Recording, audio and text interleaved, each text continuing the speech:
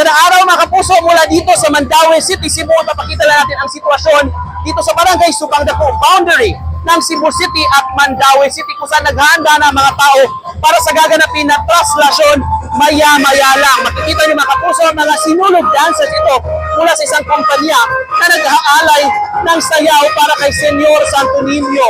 Nag-aabang sila sa gaganaping motorcade maya-maya lang o itong mangyayaring panagtagpo o pag-abot ng Holy Family o Sagrada Familia dito sa Mandaue City. Dadalhin kasi dito sa Mandaue City ang mga imahen ni Senyor Santo Niño ng Birhen sa Guadalupe na siyang patrona ng Cebu at ni Saint Joseph na sasalubong sa kanila. Si Saint Joseph naman ang patron ng Mandaue City. Tuwing fiesta, Senyor, magaganap itong traslasyon o ang panagtagpo ng mga imahen sa Holy Family na siyang isa sa mga inaabangan na mga religious activities kasabay ng pista ni Senyor Santo Niño gaganapin ngayong linggo. 2 araw na lang mga kapuso ang fiesta at ang Sinulog Festival mismo. Viva Pit Senyor mula sa Cebu, ako si Nico Sereno para sa GMA Integrated News.